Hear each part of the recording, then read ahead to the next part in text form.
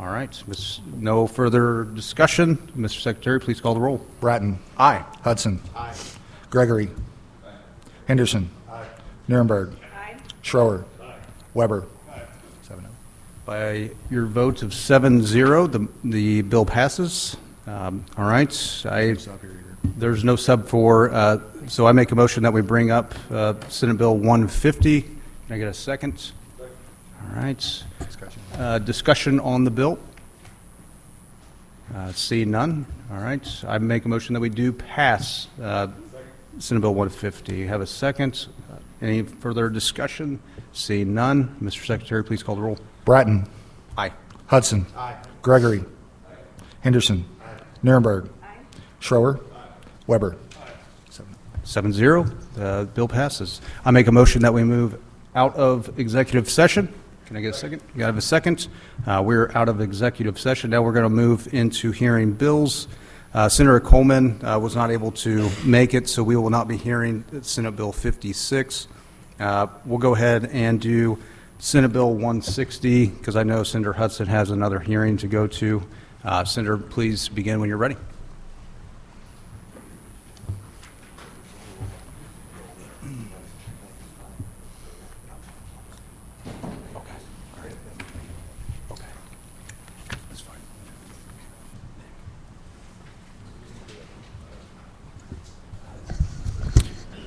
Thank you, Mr. Chair, members of the committee. For the record, Brad Hudson, representing Missouri's 33rd Senatorial District, here to present to you Senate Bill 160. Senate Bill 160 is a short, narrowly written bill that solves a very specific problem.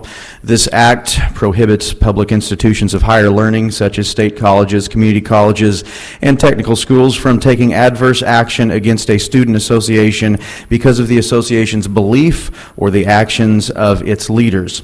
Specifically, these institutions shall not deny a belief-based student association, such as a political, ideological, or religious association, any benefits that are available to other student groups, including access to campus facilities and communication channels.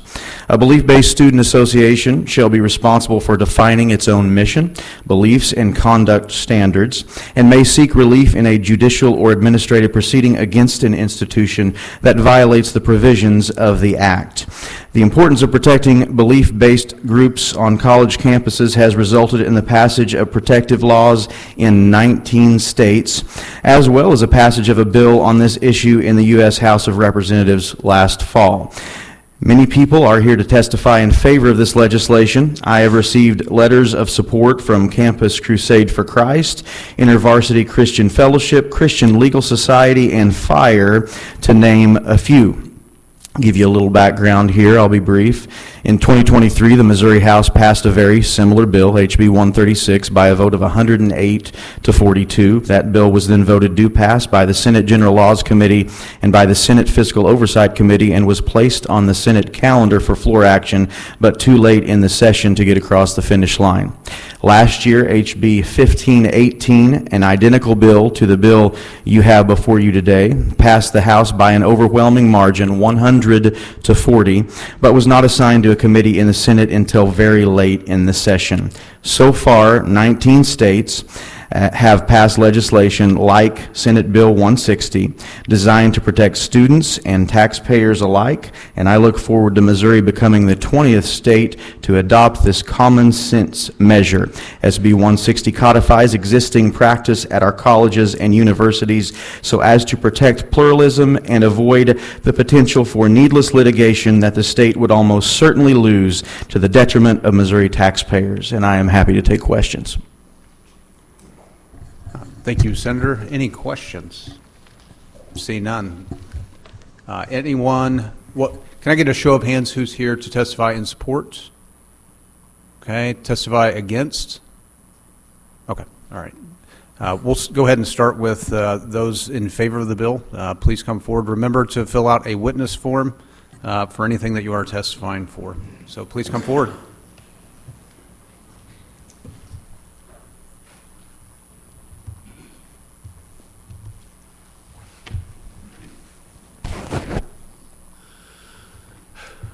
Good morning, Chairman and Committee.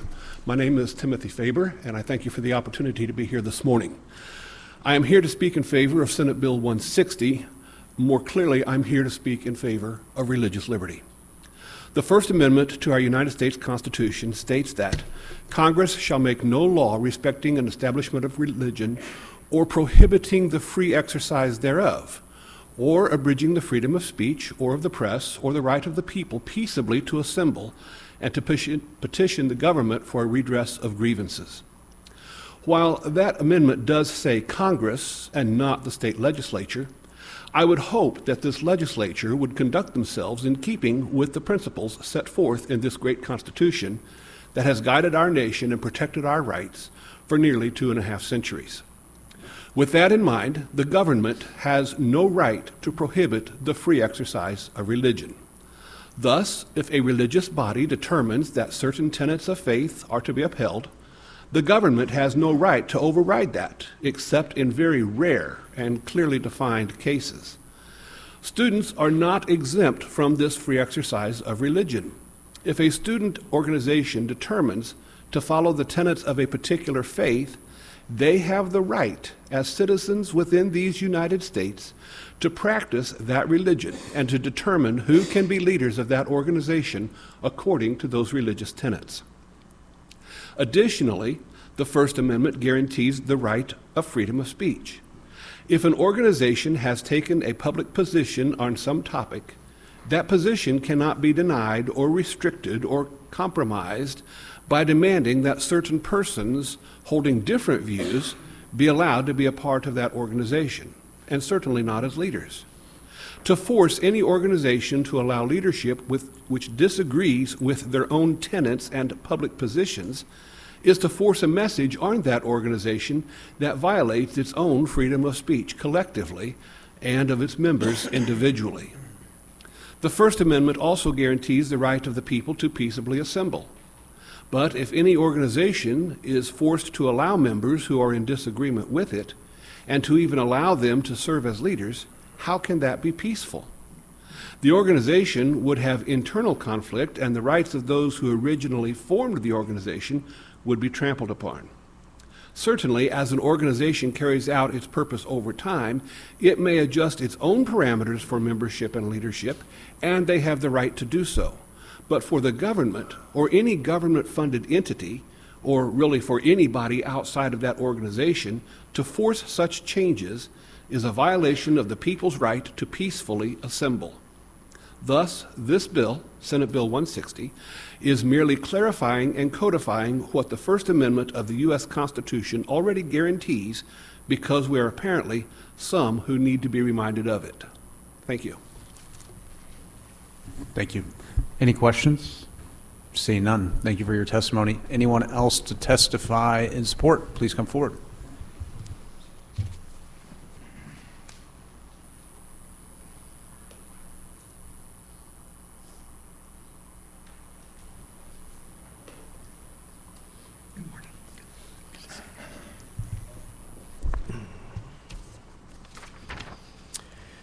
Good morning. My name's Curtis Cole, and I serve with Chi Alpha Campus Ministries USA. I'm here to stand in support of Senate Bill 160, primarily from a religious liberty context. First off, Chi Alpha is the campus ministry arm of the Assemblies of God nationwide. Here in Missouri, there are 445 Assembly of God churches with about a Sunday morning of attendance of 122,000 on any given Sunday. Chi Alpha, on the local campus, has chapters in Missouri on 7 different universities and 275 different campuses across the country. Everyone is welcome to come and worship at a Chi Alpha gathering. Students study God's Word, they worship Jesus, and they're encouraged to serve their campus and the world beyond. First, a little bit of national context. For many years, Chi Alpha chapters have been repeatedly faced with being kicked off of campus on universities around America, but in particular, even here in our home state of Missouri. Sister organizations have been kicked off of the University of Iowa and Wayne State University, resulting in years of expensive and difficult litigation. The question is why? Well, simply because those religious groups ask their student leaders to embrace their group's faith. I'd like to share two specific examples before getting, two general examples before getting specific into Missouri. The first one is at the University of Virginia. Our local chapter was ridiculed at student government meetings and in the student newspaper for simply holding biblically based views. Later, our chapter of over 425 students was threatened to lose its club status.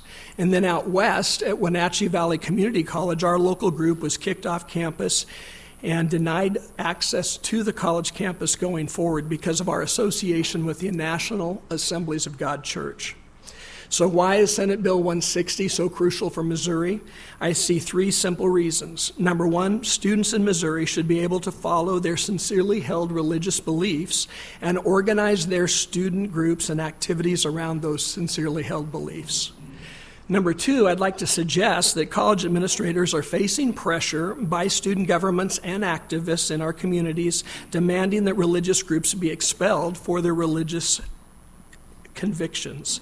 Those administrators need a clear, firm rule like Senate Bill 160 that gives them the foundation to push back against the voices of unconstitutional discrimination against religion. And then finally, this legislation is valuable because I see it as proactive instead of reactive. Instead of waiting for issues like this to surface again at a campus in Missouri, this legislation clearly states that the definition of what it means to be free and religious in Missouri. I believe a favorable vote for Senate Bill 160 demonstrates respect for unique belief systems. It is an affirmation of our U.S. Constitution, and it supports religious tolerance in our great state. Thank you very much. Thank you for your testimony. Any questions? Seeing none, thank you. Anyone else to testify in support, please come forward.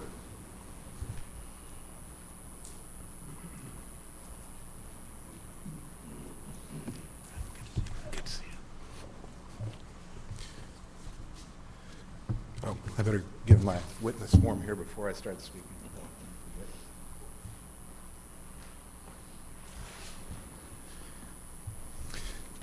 Thank you, Mr. Chairman, members of the committee. My name is Lance Kinzer. I'm here on behalf of First Amendment Partnership, where we have the privilege of working with some of the nation's largest religious organizations on matters of common concern.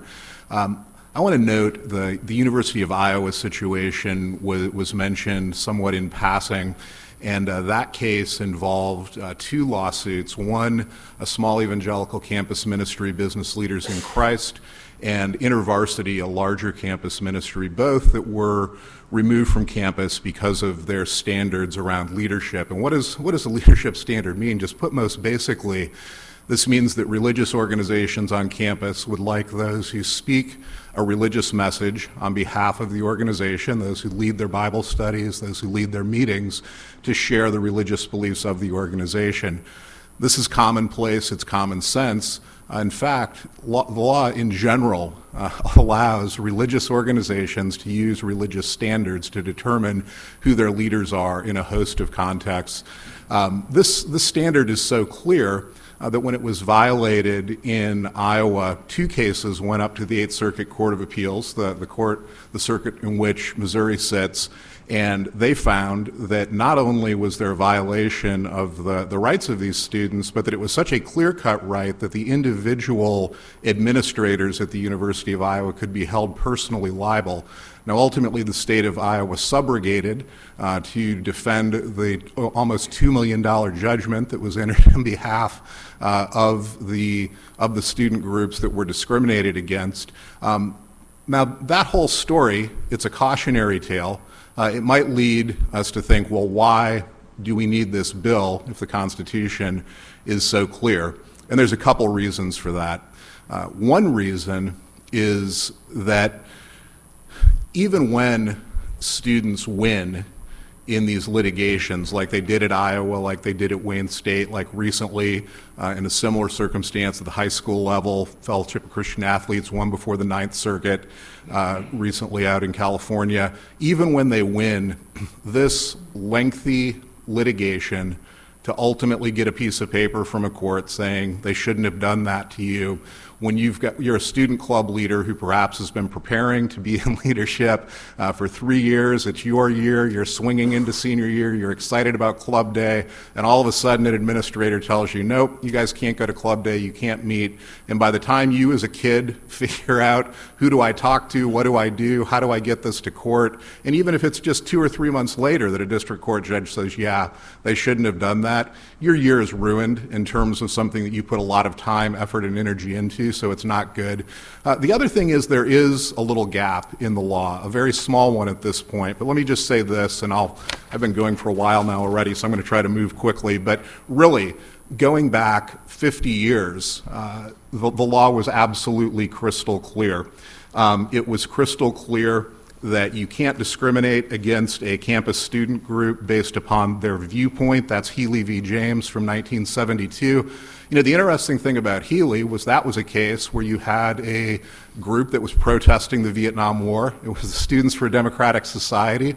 Their national organization actually called for the violent overthrow of the government of the United States, and the University of Central Connecticut said, we can't have this radical left-wing group on our campus, we're kicking them off. And the U.S. Supreme Court said, even though their national group has said some things that are problematic, we have to look at this specific group. What have they said? What have they done? Obviously, if they engage in incitement to riot, if they engage in illegal activity, you can deal with them, but just because they hold beliefs about the Vietnam War that the conservative campus administration at the University of Connecticut disagreed with, you can't kick them off campus. A lot of times the question is asked, does this bill somehow give aid and comfort to radical right-wing or radical left-wing campus groups? And the answer is, those groups are not going to litigate under this statute. These groups are just going to go back to the long, unbroken line of precedent, started with Healy v. James.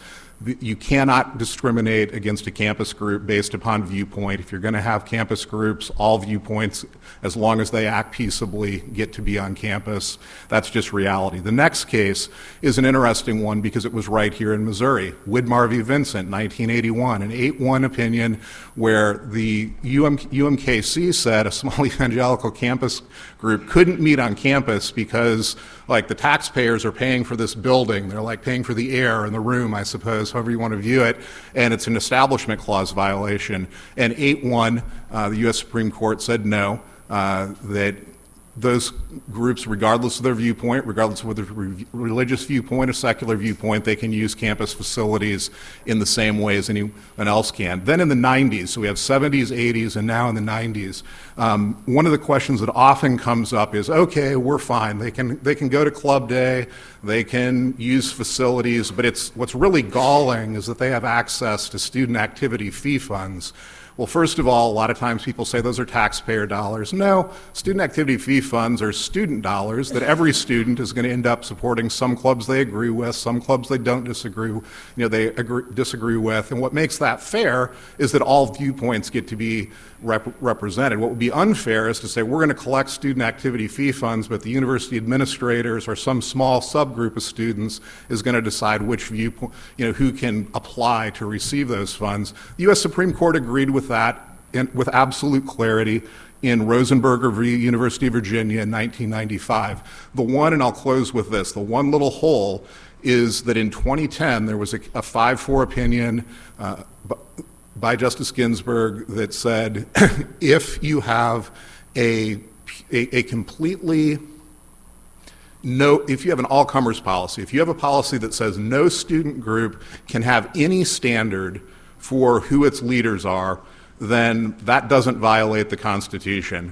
Now, that's an absurd policy. Almost no university actually wants to have an all-comers policy.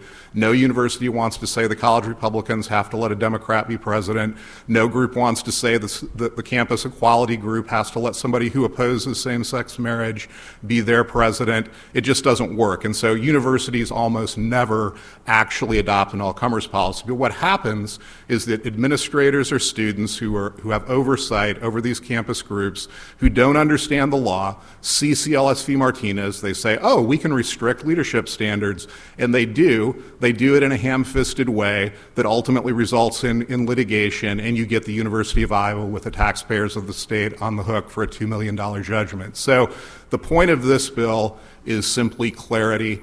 19 states have passed it. It hasn't resulted in any of the unintended consequences that folks are sometimes concerned about. And one of the key things, and what I'll leave it with, is that this bill is content neutral. It protects belief-based groups on both sides. And the political winds change. Which groups are ascendant, leadership at campuses change, and this protects the groups on the left just as much as it does the groups on the right. It has to do so in order to be constitutionally appropriate, but that's, from my perspective, this is a common sense measure. It's good for students. It's promotive of pluralism. The answer to speech you don't like is more speech, not restricting the speech of other people. And I think Missouri would do well to join numerous other states who have already adopted this policy. So I appreciate the committee's time. Thank you. Thank you for your testimony. Any questions? See none. Thank you for your testimony. Anyone else to testify in support, please come forward.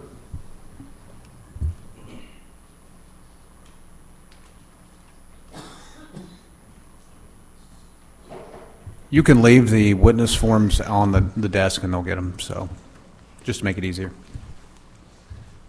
Thank you, Chair Bratton, members of the committee. Good morning. My name is Logan Spina. I'm legal counsel with Alliance Defending Freedom. The form I just turned in says Lansdowne, Virginia, but I was born and raised in Peculiar, Missouri, so always happy to be here supporting freedom in our great state. ADF's Center for Academic Freedom defends the rights of students, teachers, and professors at America's public universities, and we often, for that reason, represent student groups which face unconstitutional burdens on their associational activity, and SB 160 would greatly ameliorate that problem within the state of Missouri. I agree wholeheartedly with everything that Mr. Kinzer just said, and so I'm going to try to be very brief in light of his excellent explanation for why the committee should unanimously support this bill. 2 brief points.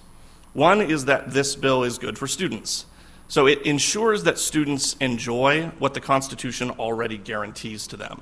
So that is, the right protected by the First Amendment is the right of individuals to associate to further their personal beliefs. That's what Healy said, the case Mr. Kinzer talked about.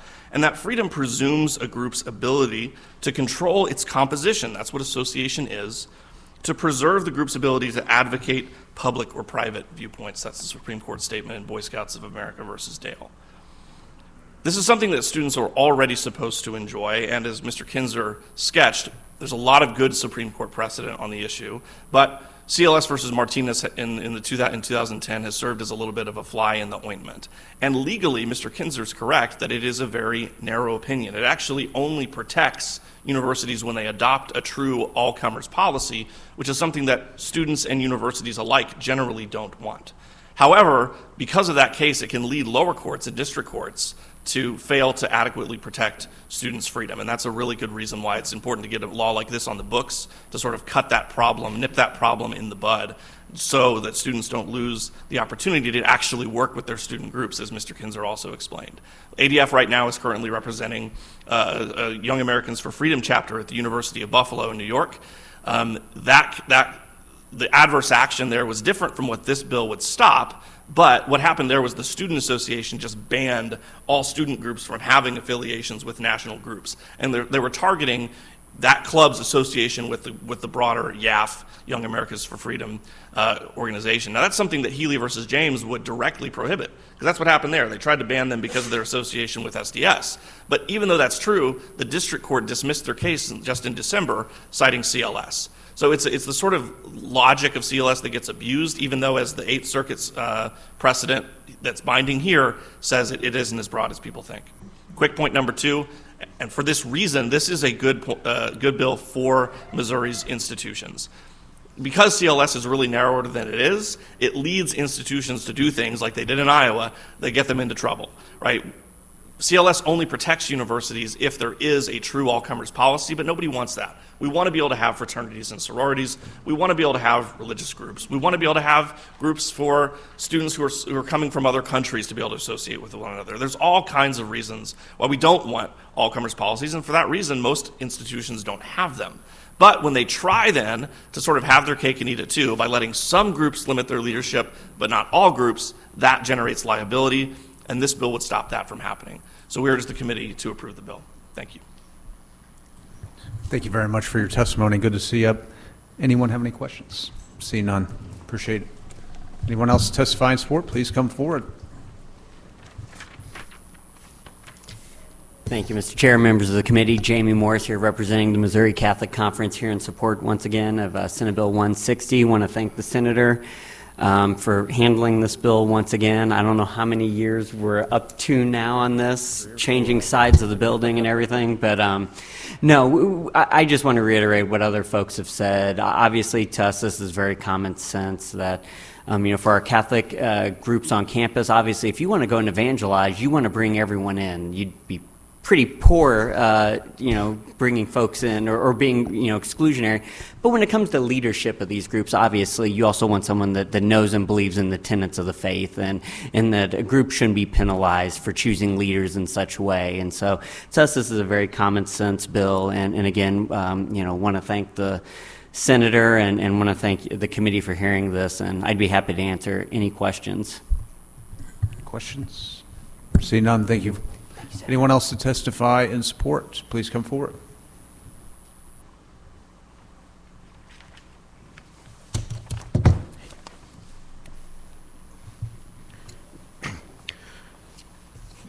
Thank you, Mr. Chairman and Senators. My name is Gary Hollis. I'm the State Director for Americans for Prosperity here in Missouri. I'm here today to testify in support of SB160.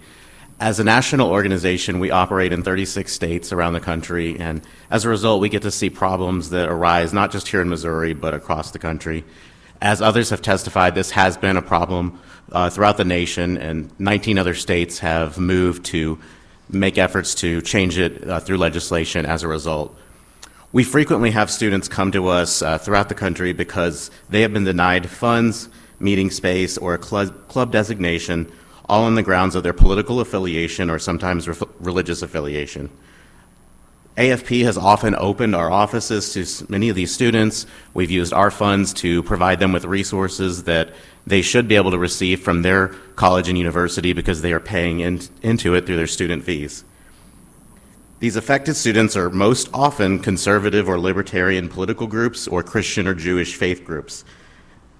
Many times there's little ideological variance found among college faculty, and sometimes just the refusal of a faculty sponsor can deprive a student group of the resources that they're paying for and their ability to fulfill their college experience through joining a club. While this discrimination is most often found from far-left faculty, I do applaud this bill for being all-encompassing. No student of any political ideology or faith should be discriminated against on Missouri's college campuses. As such, this bill should receive overwhelming bipartisan support. The freedom of speech and freedom of religion was written by our founders into the First Amendment for a reason. I encourage members of this body to reject any effort to suppress our students' freedom of speech or religion on campus. These freedoms are something that should be guaranteed in Missouri through all avenues of life and must be guaranteed to our students on college campuses. I will also point out that universities are not private entities. They are public universities that they receive taxpayer funds. One condition for receiving taxpayer funds should be a commitment to the principles found in our U.S. Constitution. These beliefs are held in such high regard for our organization that we included bills like this one in our legislative agenda that we've shared with many of you, and we plan to score on this issue accordingly when we release our scorecard post-session. In conclusion, AFP Missouri applauds this bill and respectfully requests this committee to advance it to the full body. As an organization, we will remain committed to the principles of free speech, freedom of religion, freedom of association, and freedom of press for all of Missouri's college students. Thank you for your time and consideration. Thank you. Hold on. Anyone have any questions? I guess not. See none. Anyone else to testify in support? Anyone to testify in opposition, please come forward.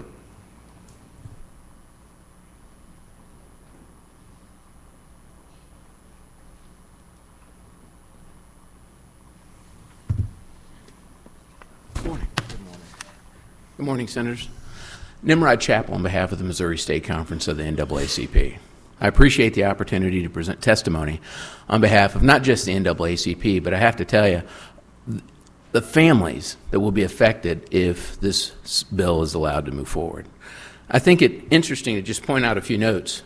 First of all, as a lawyer who represents people who've been injured, cheated, and mistreated all the time, I don't hear complaints from families who are concerned that their kids have had some lack of ability to voice themselves in a religious context on college campuses.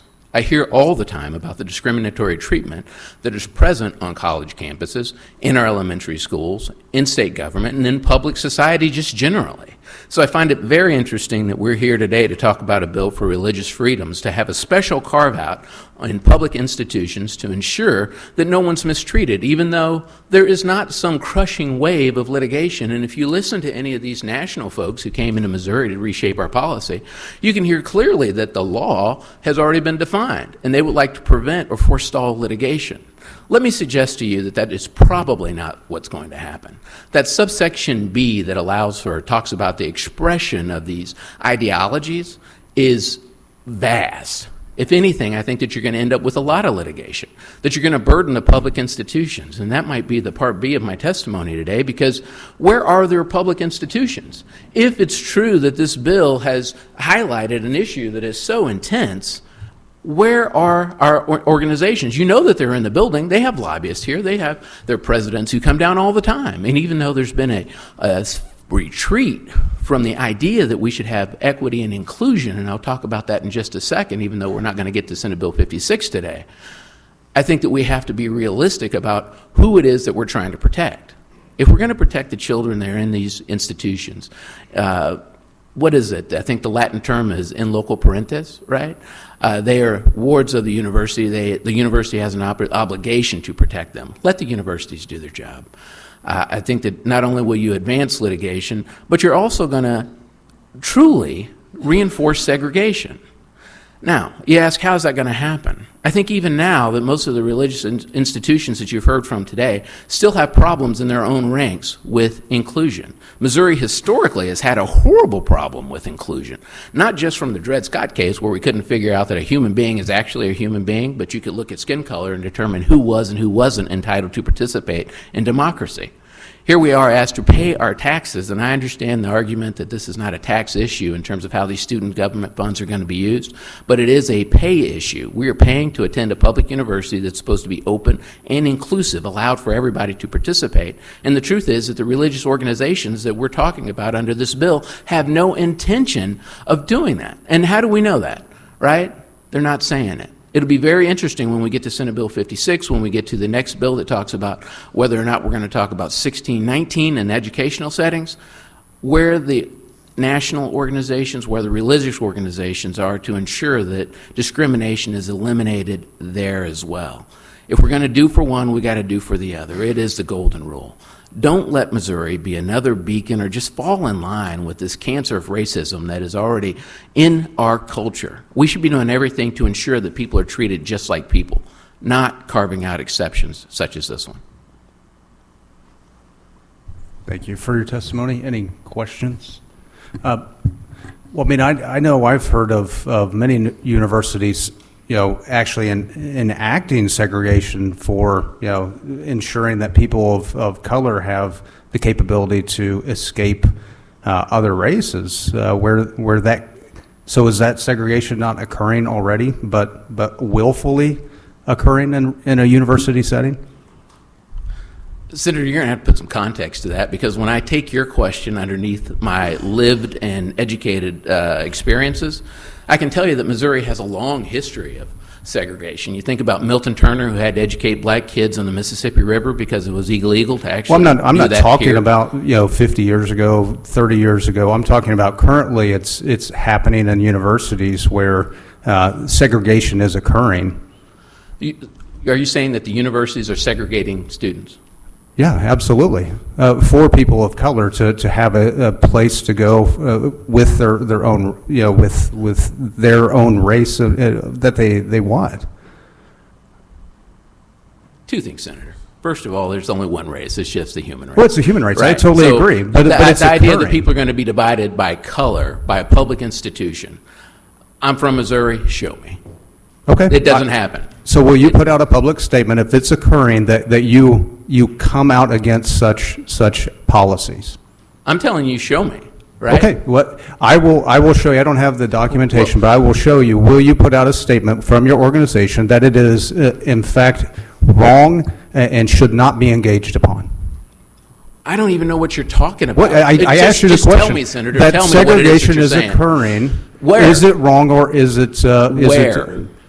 It's happening on numerous universities Name all one. across this nation. I will. I'll bring it No, to I your. mean, right now, Senator. If you're asking me, It was if I'll occurring act- you're in- asking me if I'll issue a public statement about discrimination or harassment. You said in if the I can state. show you, I will show you. Will you put out a public statement? You can't even tell me what you're talking about. Okay. So show me, and then we'll talk about it. I'm happy and I'm available. You Okay. have, I'm sure, my contact information, and I'm available all the time for you. Okay.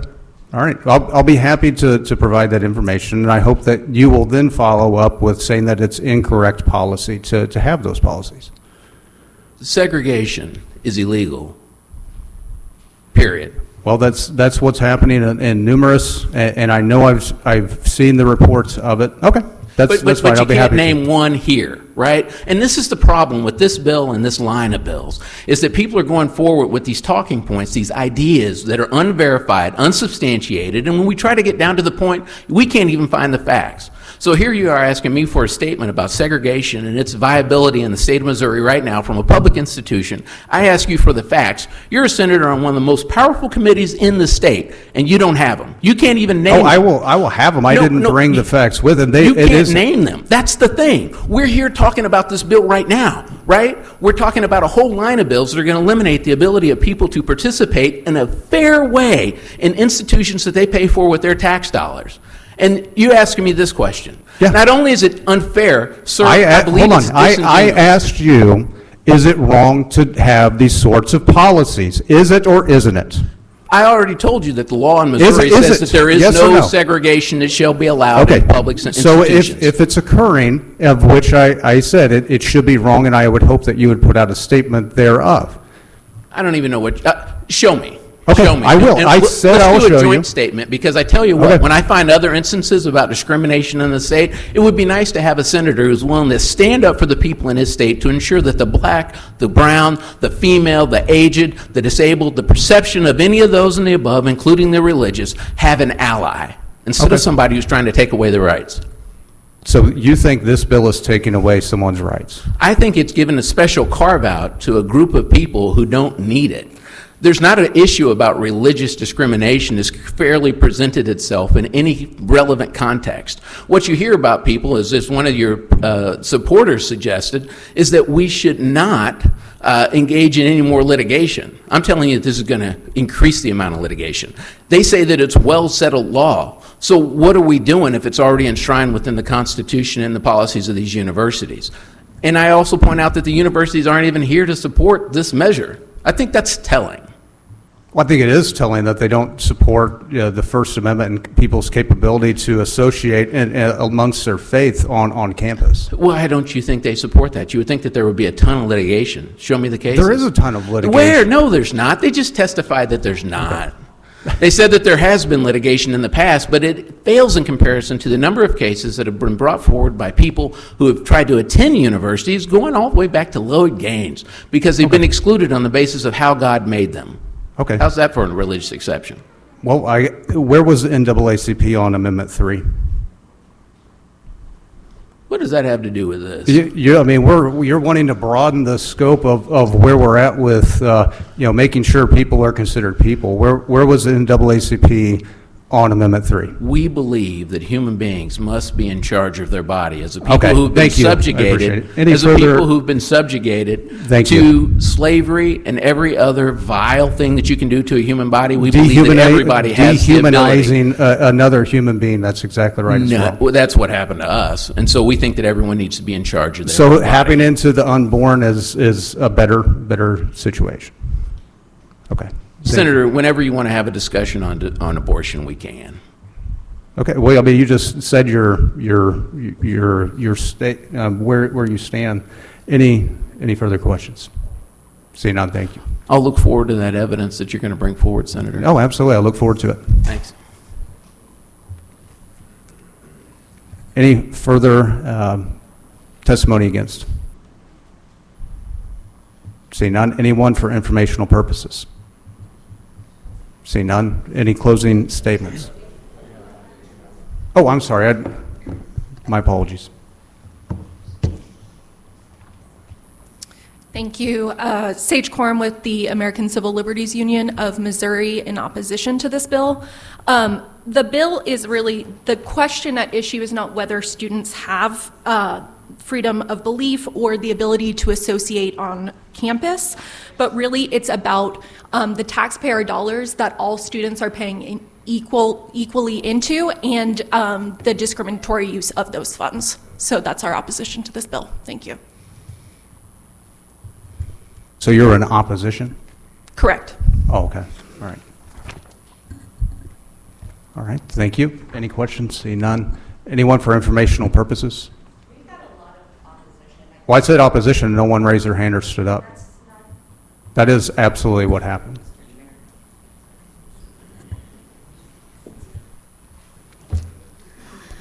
Good morning. Sharon Goway-Jones here on behalf of Promo, Missouri, in opposition to the bill. I wanted to clarify a couple of things about this bill that are different than the other 19 states that have passed some sort of religious organization anti-discrimination law.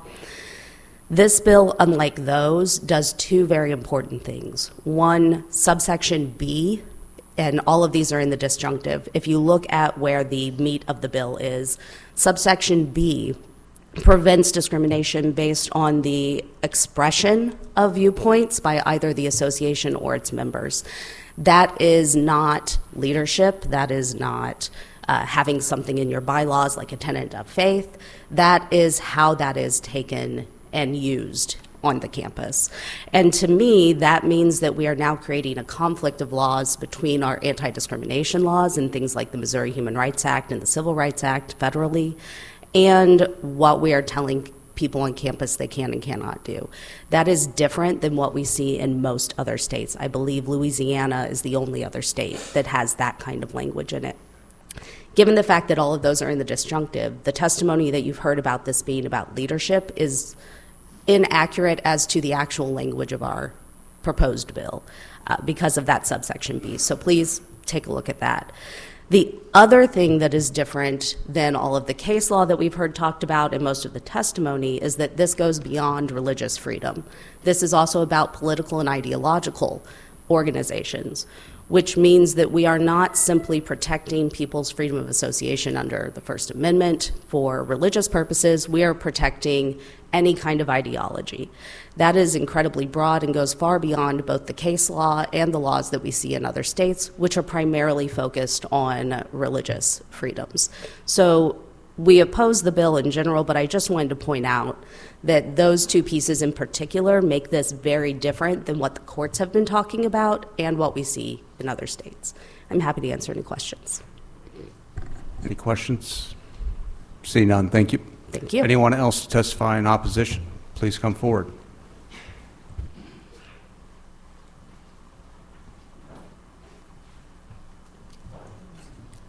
Good morning, Mr. Chairman and members of the committee. My name is David Lee Brush. I'm with the Missouri Equity Education Partnership, and we would like to go on record in opposition to the bill. We have nothing more of substance to add because the people who've already said basically everything we're going to say. We do believe that organizations on campus should be able to democratically elect their leadership and reflective of their ideology. And nobody is any one thing. You can be more than one. You can be LGBTQ and a Christian. You can be more than one thing and be in a club and still want to have that kind of leadership. So, like I said, everybody's pretty much said everything we're going to say. We just want to be on record. Thank you so much. Thank you. Anyone? Questions? Thank you. Thank you. Anyone else in opposition?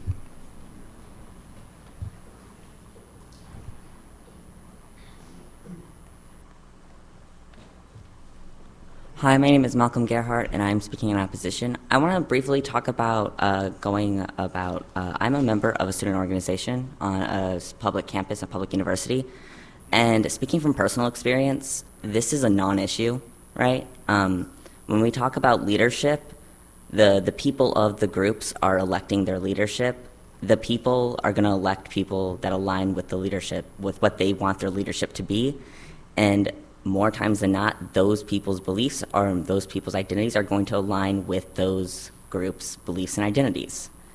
And if it doesn't, that more so speaks to the people, the democratically elected people, and the people in that group more so than the group's ideals. People and groups change over times, and I think we should allow that to happen. And also, I want to briefly talk about your point about the segregated groups on campus. There aren't any. If any, there are student groups that are dedicated to marginalized groups. They don't ban people who are not part of that group. They allow all people to come in, but they are specifically focused for marginalized groups to have a place to be on a predominantly white campus, a predominantly cis or straight campus, and it just allows them to have a space. Of course, they're not banning people from their space. They're just having a space for themselves. So I just want to say that I am in opposition for this bill. Are there any questions? Anyone have any questions? See none. Thank you for your testimony. Anyone else to testify in opposition? See none. Anyone to testify for informational purposes? See none. Senator. Mr. Chair, I want to thank you for your time. I would encourage the committee to look at the 19 other states that have passed legislation that's very similar to this, if not exactly the same, and the bipartisan nature that it has been passed by in some other states. And again, thank you very much for the time today. I appreciate it. All right, that concludes the hearing on 160. We'll go to Senator Henderson's Senate Bill 68. You may begin when you're ready.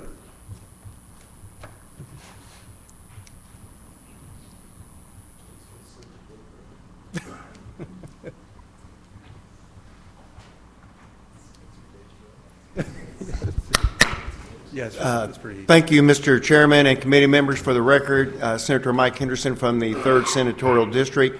I'm hoping that you got the Senate committee sub that I had handed out. I think it's been distributed. It was emailed to each of you. So I just wanted to talk on that if I could and give you a little bit. We changed the title from relating to school safety to relating to school safety environments. Okay, what we're trying to do, the first part of this bill is school safety incidents reports. This act requires every local educational agency to report to the Department of Elementary and Secondary Education all school safety incidents and credible school safety threats that occur at each attendance center. If you look down there a little further, it talks about some of the things that they're looking at, limiting to all actual incidents or credible threats, shootings or other incidents or threats involving firearms, explosives, knife, or other weapons.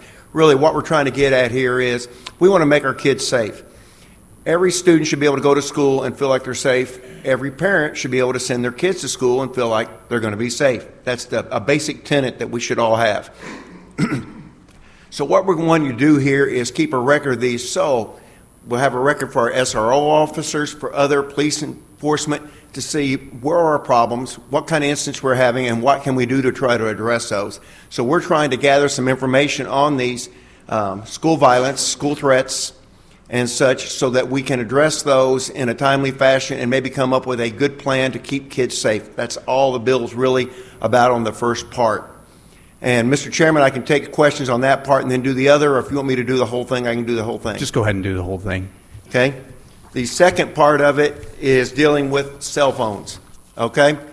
And what we're trying to do here is this act requires school districts and charter schools to adopt a written policy governing students' use of electronic personal communication devices, AI, cell phones. The policy shall be designed to promote students' educational interests and provide a safe and effective working environment for the school staff.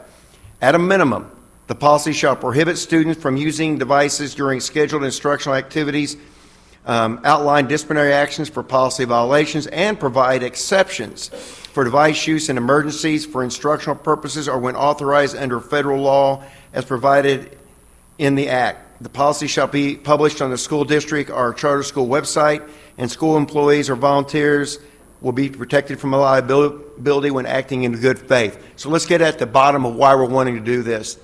Doing a little bit of research, they say that during the school day, the average student is on their cell phone about an hour and a half. I looked out when we were doing this hearing here, and cell phones have become such a big part of what we do, and over half the people in the audience behind me were on their cell phones a while ago, just kind of looking out there. And it's become such a part of our whole community, but these kids are still there to get an education. And I'll give you 3 things that I'm really concerned about. Instructional loss. If they're on the cell phone an hour and a half a day, they're losing instructional time. 2, cheating. We know what's going on. They're cheating by using their cell phones. 3rd, I'm going to make it simple, sexting. You'd probably be shocked at what some of the pictures that kids as young as 12, 13, 14 years old, boys and girls, receive on their cell phones. Does this act stop all that? No. I think it's a beginning. It's a first step to try to say, schools, you have to put this policy in effect. We're going to start trying to take back some of our instructional time, and we're going to try to keep these kids a little bit safer. That's what the whole bill is about. And with that, Mr. Chairman, I'd be happy to take any questions. Thank you for your testimony. Any questions? No, seeing none. Thank you very much. Anyone? Can I get a show of hands for and against on this bill? Only one? Okay. All right. Anyone to testify in support, please come forward.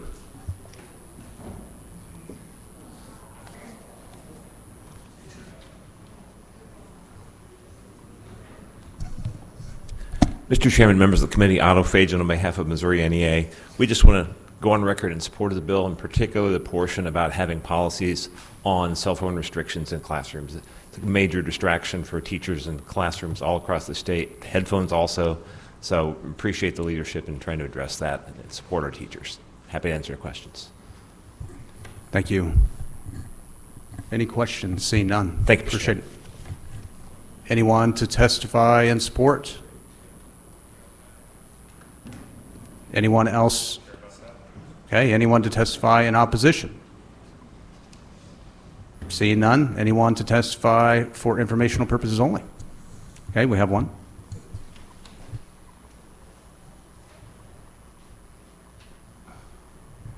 My name is David Lee Brush. I'm with the Missouri Equity Education Partnership Action. I'll fill out a second form in a minute. When this bill came up in the House, we noticed that one of the exclusion and the carve-outs for exceptions to cell phone use were things like IEP students and 504 students for health care.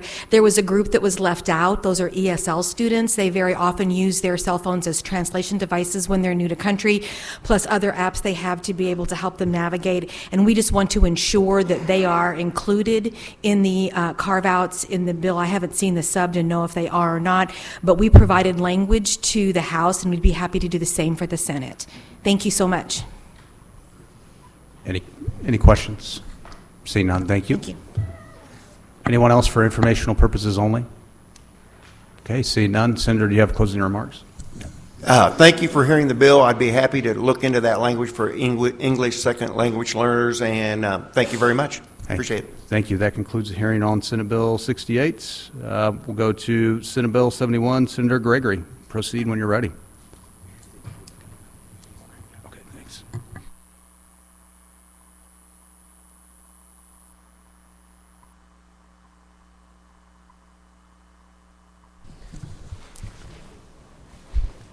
Thank you, Chairman Bratt, members, Bratton,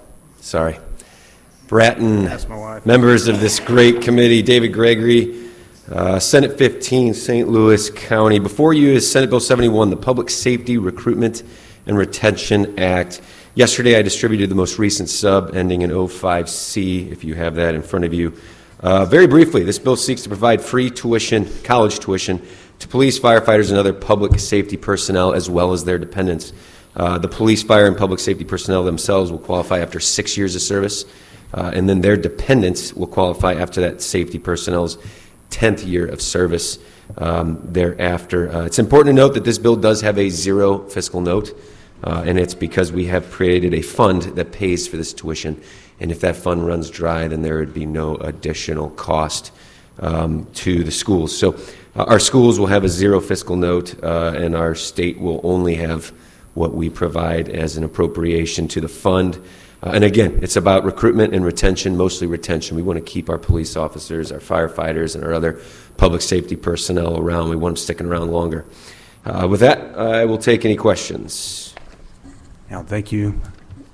Any questions? Seeing none. Anyone to testify in support? How many do we have? Just show of hands. Okay, we have several. If we could, Mr. Chairman, they're trained to keep it very brief. okay, yeah, if we could, we've got 1 hour and we still have another bill as well.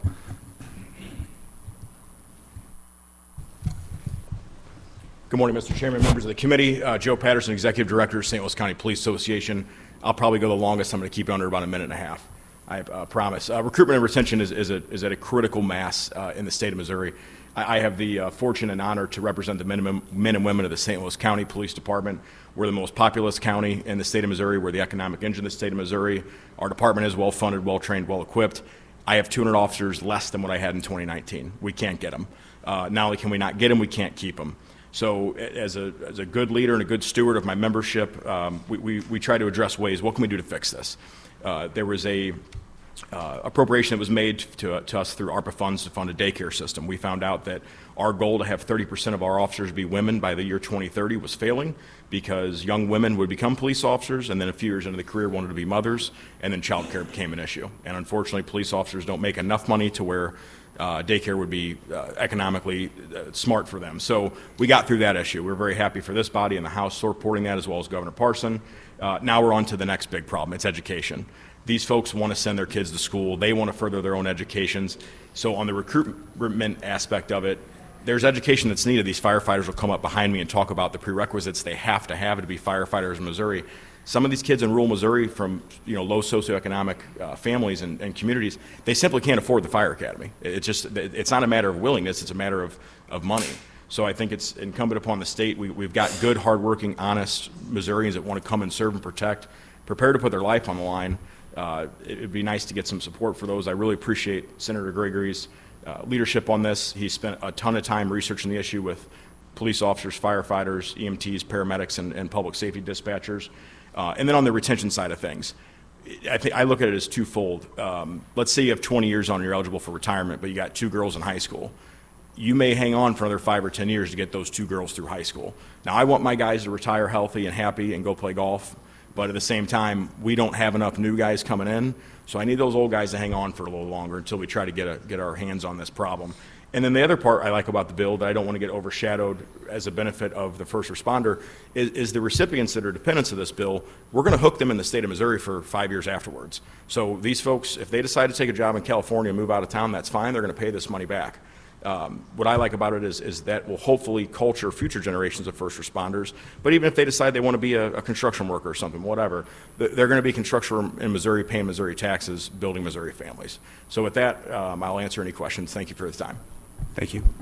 Any questions? See none. Thank you for your testimony. Next in favor. Please remember to fill out a witness form.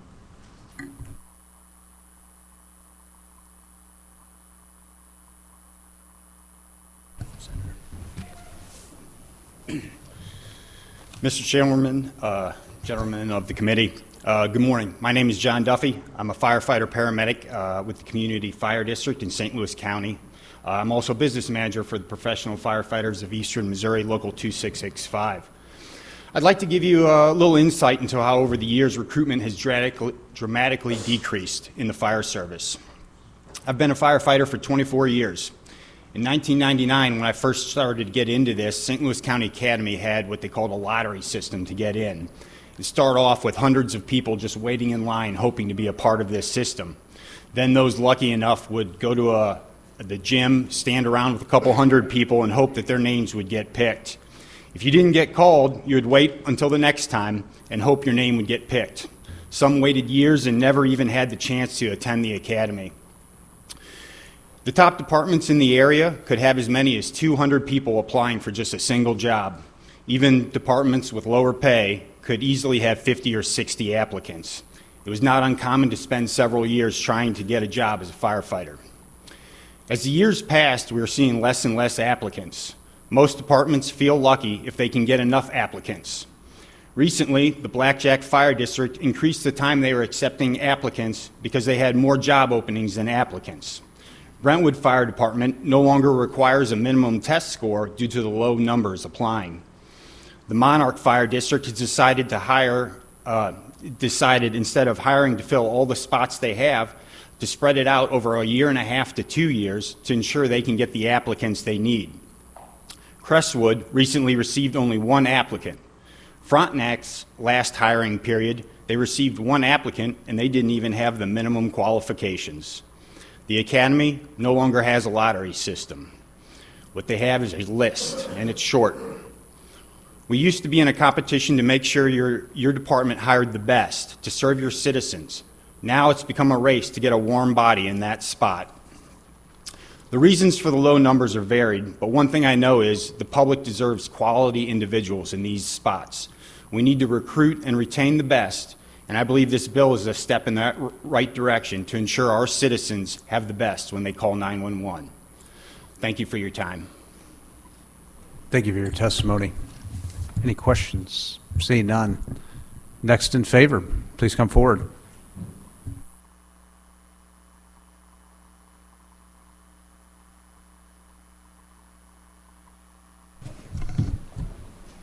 Mr. Chairman, committee, good morning. Deputy Chief Joe Brignani, representing St. Charles City Fire Department. Thank you for the opportunity to speak in favor of this bill. In the last 10 years, we've lost 30 firefighters before the age of retirement. Put that in perspective, we have 79 firefighters on our department. Also, the 20 years prior to that, we lost 0 firefighters. It costs us around $12,000 every time we start a new firefighter. That doesn't include the countless hours of training it takes to on-ramp them. Typically, these firefighters leave within their first 2 or 3 years of employment. How that's affecting us today is I have days that I have enough firefighters on the truck, but I don't have anyone qualified to know how to drive it or to be a captain on that truck. Because every time someone leaves, we restart that clock of their development. Complicating the problem even more is, as the previous gentleman stated, is the recruitment problem. We used to have over 100 applicants. Now we'll put out that we're going to be hiring 4 to 5 people, and we'll get 20 applicants. Of those, 5 to 10 will meet the qualifications. Most times than not, when we do a hiring list, within a month of having it, it's already exhausted, and we're having to redo another hiring list. That adds another cost factor for us. Ultimately, it's becoming less and less sustainable, and we're trying to become more and more creative of how we recruit people while ensuring that they meet all of our minimum standards. Thank you very much. Do you have any questions? Thank you for your testimony. Questions for this witness? Seeing none, thank you for being here. Thank you for your testimony. Next witness in favor.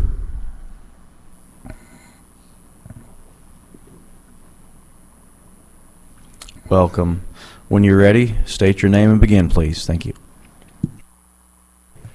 Good morning. My name is Dan Clark. I am the president of the St. Louis Firefighters Local 73. I am also an 18-year firefighter with the City of St. Louis. Just wanted to thank you, Mr. Chair, and the committee for allowing me to speak. We are in favor of this bill. I'd like to thank Senator Gregory for doing the work on this. My brothers in blue and red have pretty much covered what's going on. I will just give you some history on what I've seen. When I came on, there was about 5,000 applicants to become a firefighter in the city of St. Louis. That has progressively got worse. Our last go-around, we had around 990 apply. Through that process, just under 400 actually passed the test. So this is something that's happening everywhere. This is a good creative measure to try to bring people in and then hopefully retain them. I'll keep it short because I know you guys are busy. So, thank you. Any questions for this witness? Seeing none, thank you for being here. Thank you for your testimony. Next witness to testify in favor. Begin when ready. Mr. Chairman, members of the committee, my name is Brent Hemphill. I'm here on behalf of the Missouri Ambulance Association. Appreciate the previous witnesses. So I represent many of the ambulance districts from the rural parts of the state. This would be a huge incentive. I can assure you that the burnout rate for paramedics, at least in our organization, is 9 years. And we have got to provide incentives to fill that. And we have a huge need in all parts of the state for these kinds of opportunities. So I want to go on record in support of the bill. Thank you. Any questions? See none. Anyone to testify for support?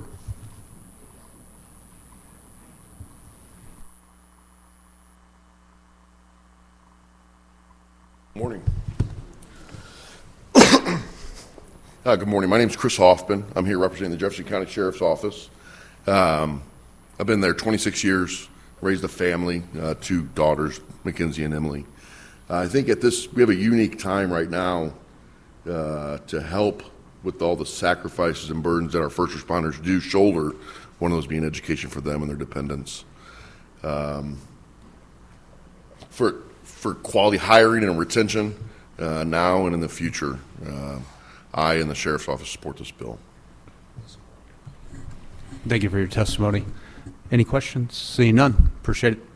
Anyone else testifying support, please come forward. Remember to fill out a witness form. Yes, sir. Good morning, Mr. Chair, members of the committee. My name is Scott Penman here representing the 911 folks in the state of Missouri, the State 911 Service Board, 911 Directors Association, MOENA, and MOAPCO. We're thrilled to be able to be in a position to support this legislation.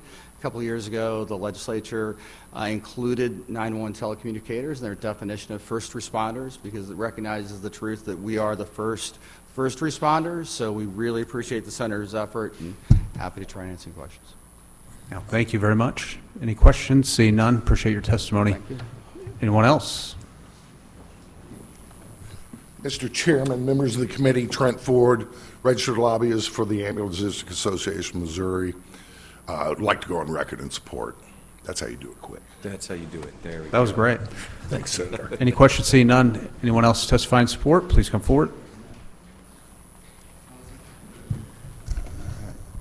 Thank you, Mr. Chairman, members of the committee. My name is Chief Chris DiGiuseppe from the Law Enforcement Legislative Coalition and Missouri Police Chiefs Association, here today to support Senate Bill 71.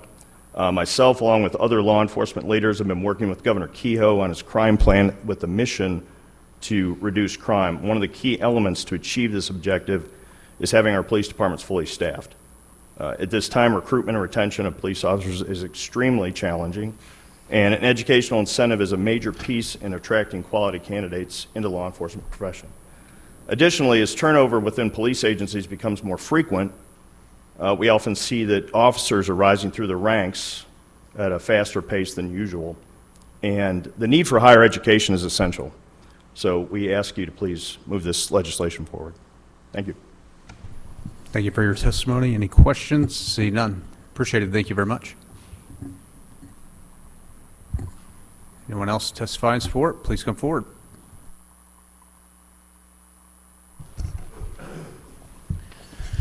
Hello, my name is Jay Schroeder. I'm president of Missouri Fraternal Order of Police, and I just wanted to go on the record in support of this bill. I think it's going to be outstanding for law enforcement to help with our recruiting and retention. And I will stand for any questions. All right, thank you very much. Any questions? See none. Appreciate the quick testimony. Anyone else testify in support?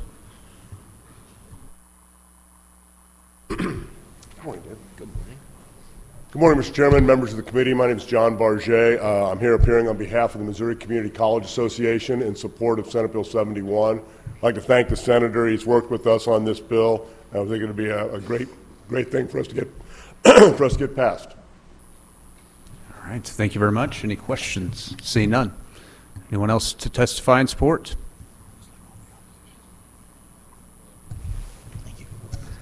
Morning, Mr. Chairman, Senators. Tom Dempsey, registered lobbyist for the Missouri Association of Career Fire Protection Districts. We thank Senator Gregory for his sponsorship. We want to go on record in support of the bill. We think it would help people go into a life of service in public safety. Thank you. Now, thank you for your testimony. See no questions. Anyone else testify in support?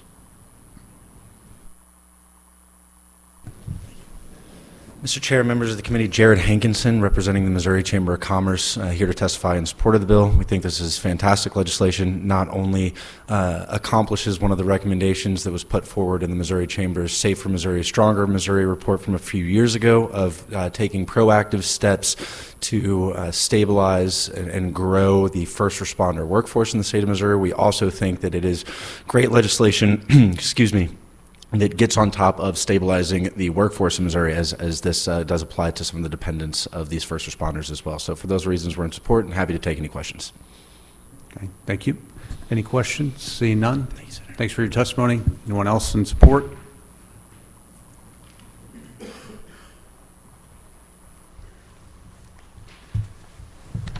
Good morning. My name is Robert Shockey. I'm the Executive Director of Missouri Police Chiefs, retired police chief after 43 years. We represent almost 600 police departments across the state, and we actually offer a scholarship once a year for two siblings or two children of police officers in the state. Our application process is really short, and we get an abundance of applications every year. Unfortunately, we can only fund two. This would be great for police officers and police departments across the state, not only the bigger cities, but a lot of the smaller departments across our state. The officers only make minimum wage, under $15, $16, $17 an hour. Be able to send their kids through school. This would be a great bill for them and help support keeping them into the law enforcement career. Thank you. Any questions? Okay. Seeing none, thank you. Anyone else to testify in support?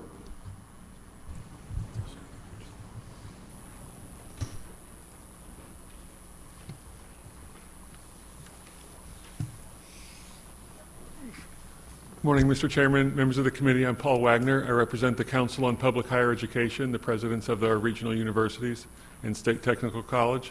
I'd just like to go on record in support, along with our community college colleagues. Appreciate the sponsor working with us to improve the bill, and happy to answer any questions. Oh, I also wanted to say, it's always good when you hear that higher education is such a strong recruiting tool, that our law enforcement and EMT and police put such a value in higher education, that it's important to them, and I'm always glad to hear that. Thank you for your testimony. Any questions? Seeing none, thank you. Thank you. Anyone else to testify in support?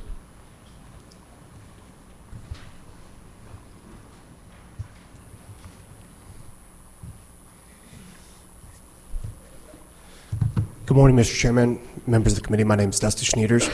I am a government liaison for the University of Missouri system, and I just want to go on the record in support. Happy to answer any questions. Okay. Any questions? Seeing none, thank you for your testimony. Anyone else to testify in support? All right. Anyone to testify in opposition? Wow. Informational purposes only. See none. Senator, closing remarks. I close. Great. Thank you very much. That concludes the hearing. And on 71, we're going to move into mine. I'm going to hand the gavel over to you, Senator. All right, we will now hear Senate Bill 115, sponsored by Senator Bratton. Mr. Chair, you may begin when you're ready.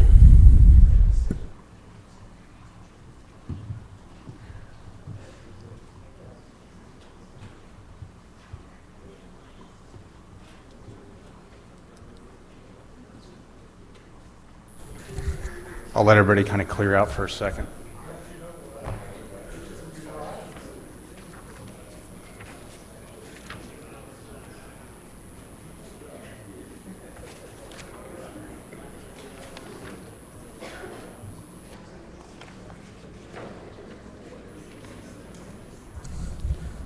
All right. Thank you, Mr. Chairman, members of the committee. For the record, Senator Rick Bratton, 31st Senatorial District, Cass Johnson Bates, bringing forth Senate Bill 115 before the committee. This is one of those things that I've actually, this is, I think, number 5 that I brought this bill forward. It has had some revisions to it, but this would put an end to divisive topics like CRT, DEI type practices, as well as the teaching of revisionist type history curriculum like 1619 Project, those sorts of things. It would also not just say that these sorts of things could not be taught, but it would also ensure, like with history, that things like the Declaration of Independence, the Constitution, Federalist Papers. Let me get to the list here of things that would be encouraged to be taught and adopted as the curriculum.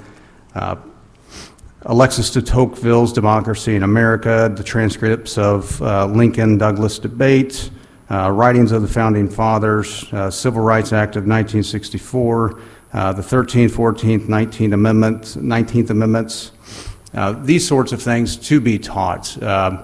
I know there's been a lot of hate and vitriol that's kind of come from both sides on in regards to the subject matter, but in reality, we don't need our kids being taught these sorts of divisive topics. And CRT, as we've even heard in a prior bill, really brings up a lot of vitriol in the way things are being taught. And this would just basically, it puts forth in the bill, and I can get into the nuts and bolts of how it would operate, but it would allow for the State Board of Education, the Attorney General, to have that capability to ensure that these things are being taught and are not being taught.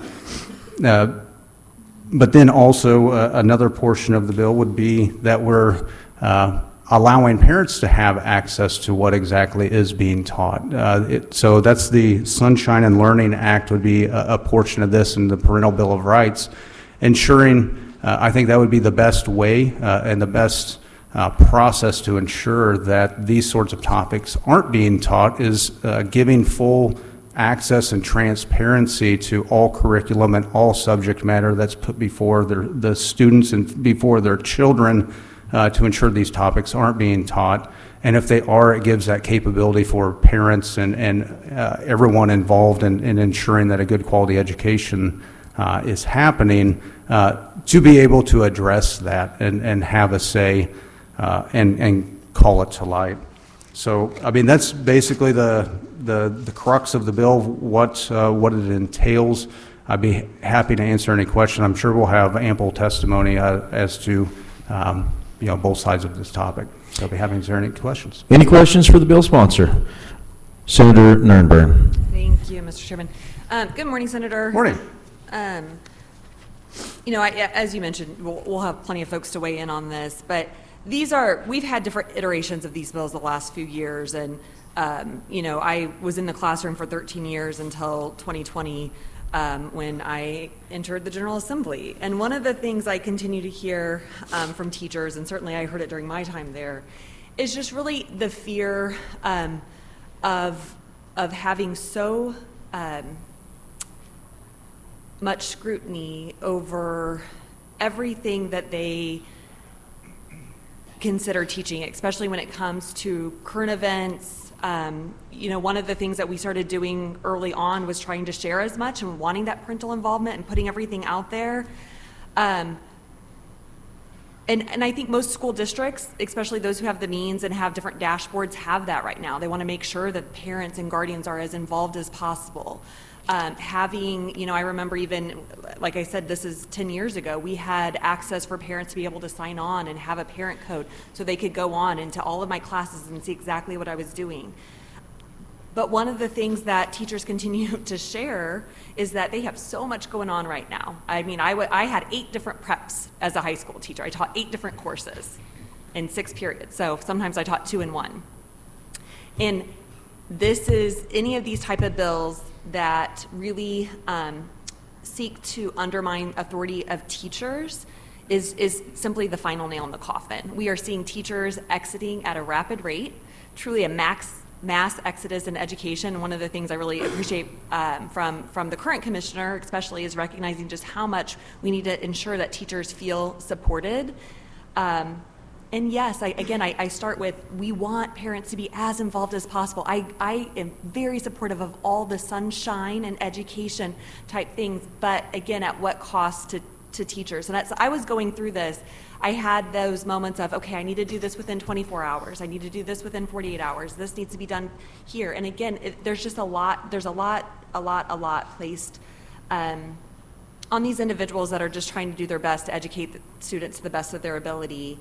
And then when any issues do arise, I look at what burden this would place on our local prosecuting attorneys who are tasked with, quite frankly, some really challenging times right now. And they've got a lot of things that they are dealing with, from the most egregious crimes out there to property theft that they want to get a hold of. Same thing with our Attorney General. And I'm just kind of curious as we go through on these conversations as what we can do to continue to incentivize and aid school districts in making sure that they have portals available for parents, whether that's through appropriations or grants, if folks aren't able, or school districts aren't able to do that now. We want to do that. But at the time, again, just with those concerns of an undue burden on folks that are just trying to stay in the classroom and educate our future generation. No, and I totally agree with that. I mean, the crux of the bill, and my intent is not to burden the teachers. You know, I see this more falling in line of your administration and your school board of having to adopt these sorts of policies.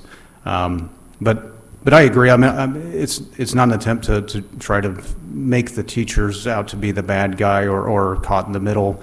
I just want to make sure that we're adopting these sorts of parameters in which kids are educated.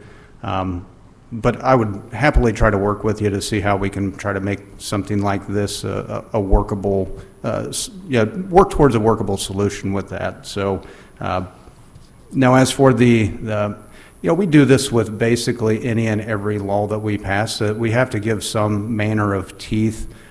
Do I see, honestly, a lot of this going to the local prosecutor or even the AG? I really don't, but I think there has to be that level of potential teeth to let these districts know that we mean business and that we want to ensure that these sorts of topics, because if you read like in the first page of the bill, it's pretty common sense in my approach that we shouldn't be teaching that one race is inherently superior to another. I mean, that's, so we didn't try to get, and that's how I tried to draft this bill, where we're not getting into like the labels of CRT or 1619, just making sure that those parameters and guardrails are in place. That way there is flexibility in the classroom and it's not, pitting everyone in this tiny itty bitty little box. But I'm not trying to filibuster my bill, I apologize. but I just wanted to say that's my vision, but I want to make it a workable solution. I'd love to work with you on that. Okay, appreciate it. Thank you for the conversation. And again, I look forward to working with you on this. I think there's some good stuff we can do in terms of making sure that parents do understand and have a good understanding of what's happening in their child's education. That improves outcomes for every student. And so I think that's a great thing. And if we can do anything to help and aid school districts in being able to have some of those tools, I think that sometimes can be very costly, especially when it comes to small school districts, help them there. That's something certainly that I'd like to partner with. So thank you. Yeah, thank you. Any more questions for the bill sponsor? Seeing none, could I see the hands of everyone that wants to testify on this bill in favor, opposition? Okay, we got several hands out there. I'm going to ask you, we got about half an hour, so please be as brief as you can. Make sure you got a witness form filled out. Please don't feel the need to repeat points that have already been made. We will start testimony in favor. Who's the first person that would like to testify in favor of this bill?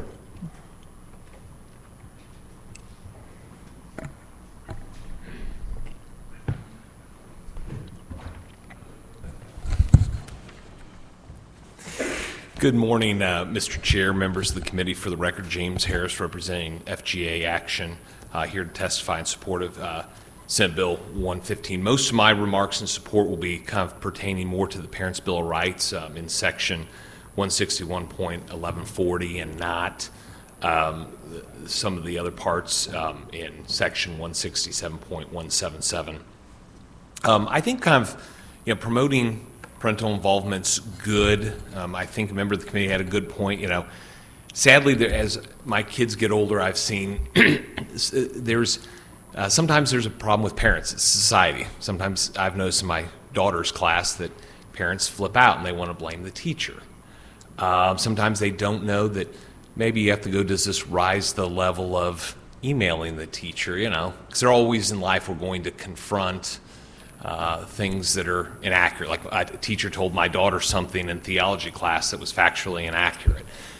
We just had a conversation about it. Didn't rise the level of, do I send an email? Kind of annoyed my wife and I. But nonetheless, that doesn't mean we should try to restrict information. I think the Parents' Bill of Rights and stuff, giving parents more information to hopefully help them be more engaged with their children, knowing what's going on is good. I think sadly in society as things go faster and faster, sometimes it's harder for parents to know everything that's going on. My wife, is probably the rare person that's going through the backpack every day, having the conversation, stuff like that. But why this stuff matters, I think, if you look at the National Assessment of Educational Progress, which is known as kind of the nation's report card, it has shown that Missouri children's reading scores have gone down again, and we're now below the national average, and that's alarming.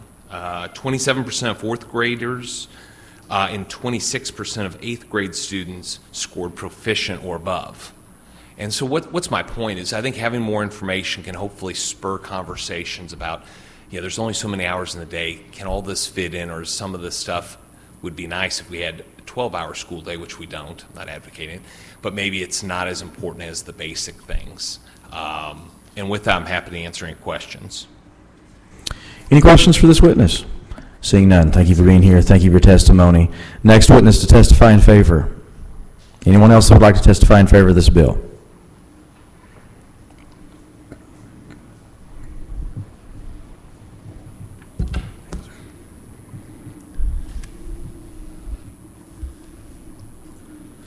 Good morning, I'm Timothy Faber, and I'm in favor of the entire bill, but I especially like the sunlight in learning portion because parents are the ones who are ultimately responsible for educating their children.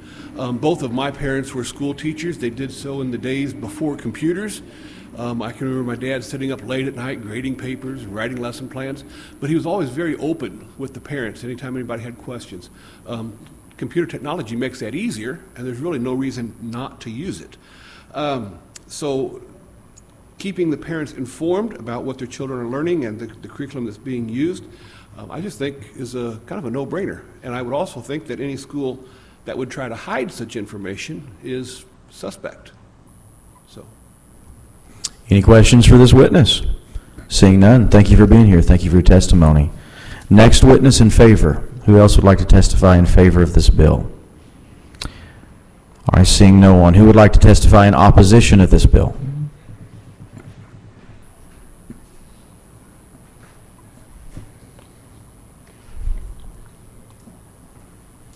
Senator Brad?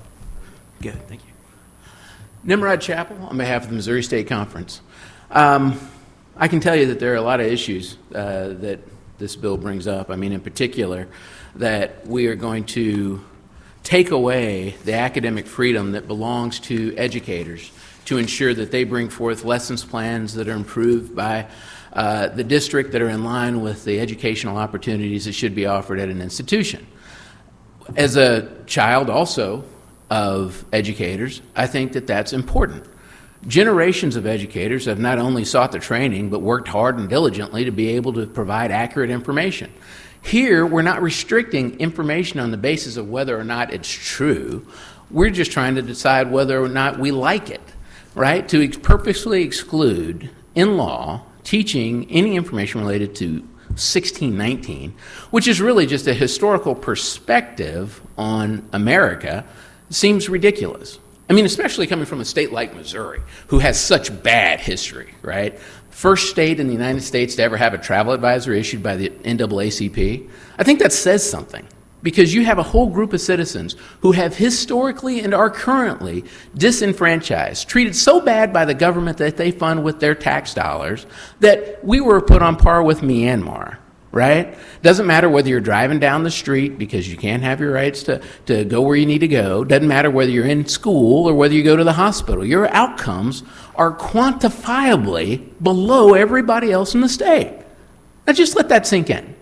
At the same time that we recognize these historic disparities, right, we take away a bridge to prosperity under Governor Parsons' revocation of the executive order in the face of the disparity study that showed that there are significant limitations on the ability of minorities, all minorities, blacks, women, disabled, veterans, everybody, to participate in state-funded contracts to the tune of about $1 billion.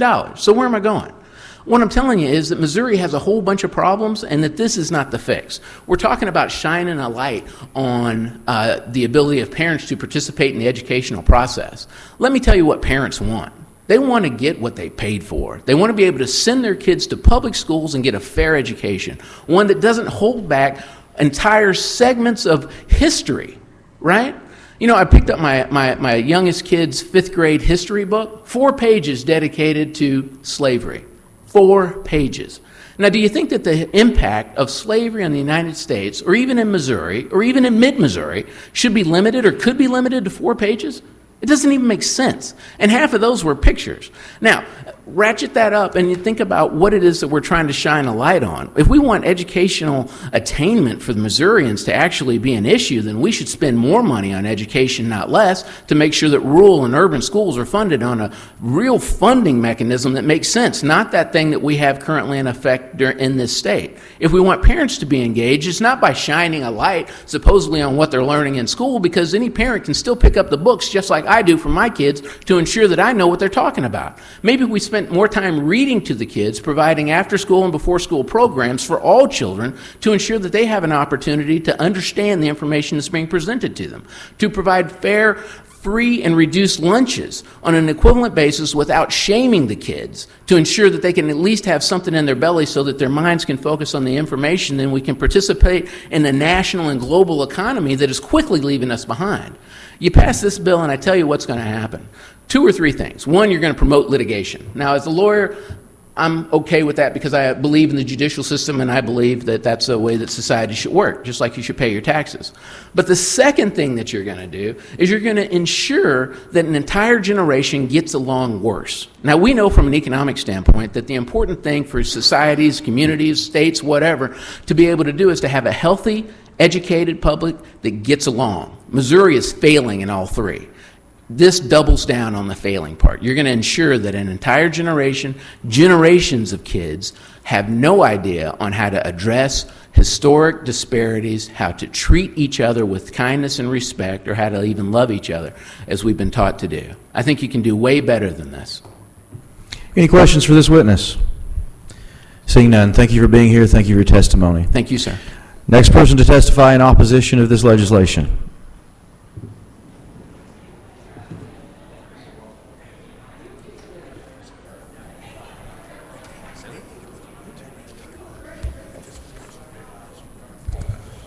Mr. Chairman, members of the committee, Otto Fajan on behalf of Missouri NEA. We'll be very brief, speak to our opposition.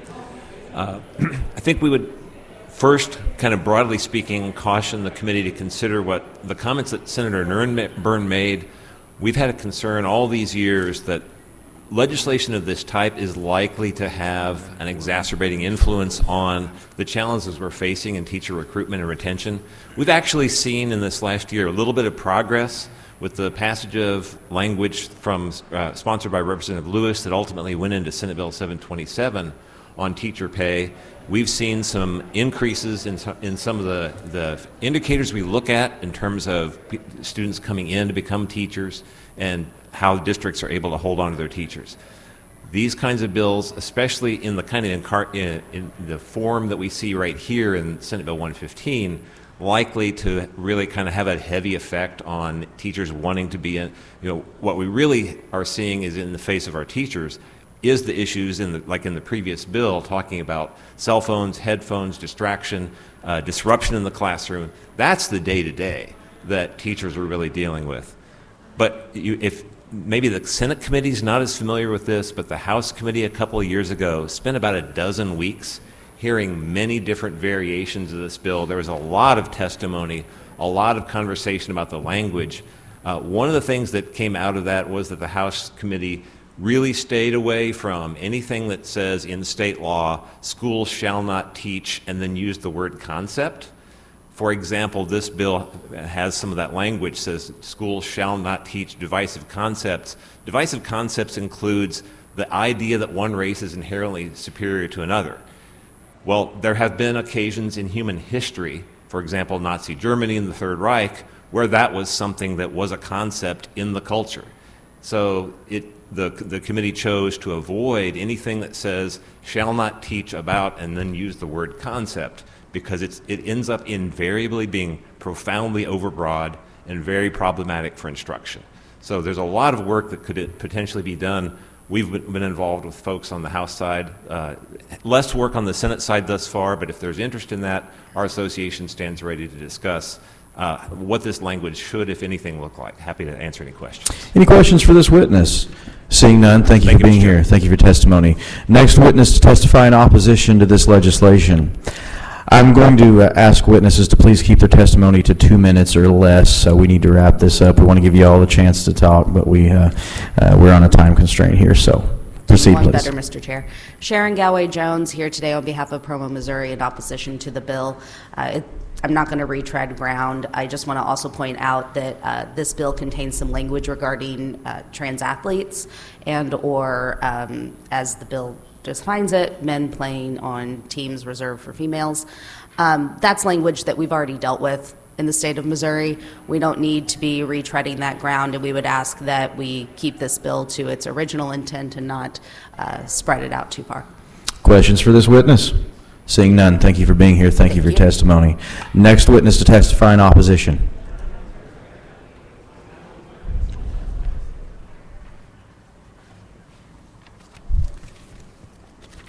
David Lee Brush with the Missouri Equity Education Partnership, and we are opposed to this bill as we have been every time the bill like this has come around since 2022.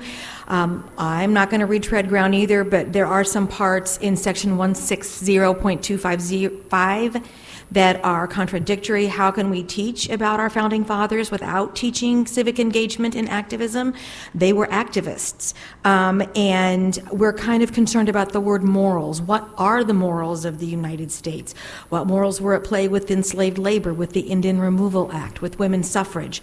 And how can we talk about the country, the structure of our country with our students if we can't talk about, we can't talk about that without talking about who created the structure and how it was created. We aren't responsible for the past, but we are responsible for the present and the future, and we are still dealing with systems that were put into place in Reconstruction. The founding documents that are listed excludes very important documents like the Dred Scott decision, the Emancipation Proclamation, the writings of Frederick Douglass, the suffragettes, and Dr. King, and all those are kind of oddly all marginalized people. In section 161, the Parents' Bill of Rights, section 161.114, most of these rights already exist. I was a teacher for 25 years. These rights exist, parents just have to activate them, and there's nothing in this bill that applies to private schools or FPEs, which might receive state funding through 727, and that's going to create an accountability disparity between public schools and other schools receiving public money. And the punitive part of this bill is going to drive people out of the classroom. The punitive part for the database bill, part of the bill, is absolutely draconian. And a lot of the, like Representative Nuremberg said, a lot of these things are already in place, but the section on the materials portion, the database, could lead to a lot of micromanaging on the parts of teachers, and that's all we've got. Thank you. All right. Your time has expired. You got a lot in that 2 minutes, didn't Hey, you? listen, I was a 1AR. Any questions for this witness? Seeing none, thank you for being here. Thank you for your testimony. Next witness in opposition.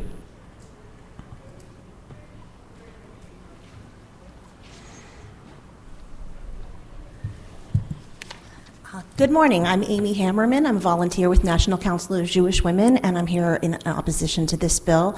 Instead of retreading prior ground, I just thought I would highlight some concerns that we have given the overbroadness of the definitions in the bill. For example, we have seen that other similar actions, I will say, have caused a chilling effect, particularly with regards to punitive enforcement of this bill.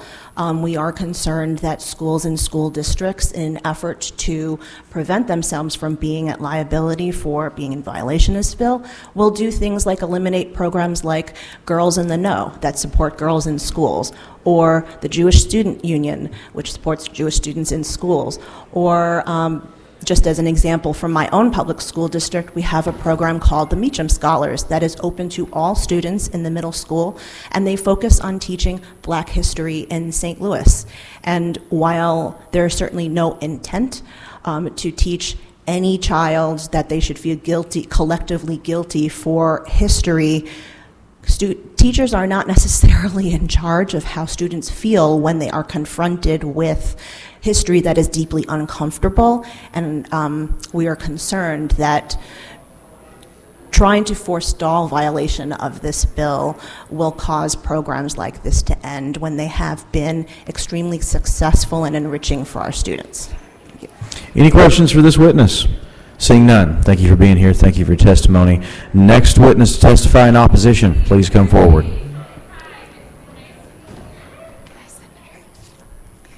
Hi, Senators. Tori Schaefer on behalf of the ACLU of Missouri. I've been speaking on behalf of the ACLU for the past 4 years, and I think every year have spoke against this bill. One year you got to give me a bill that I can testify in support of.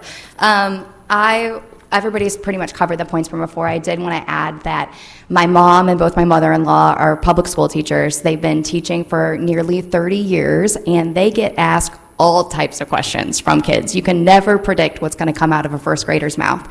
And I think a recent experience that one of those folks have had is, getting asked about like a Super Bowl Sunday show. Why did Kendrick Lamar say 40 acres and a mule?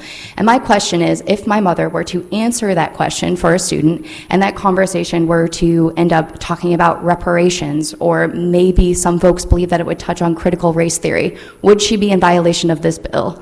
Would that put her public school at risk of losing funds?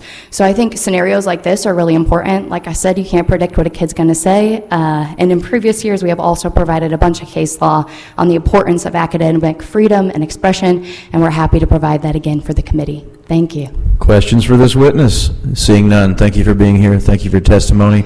Next witness in opposition.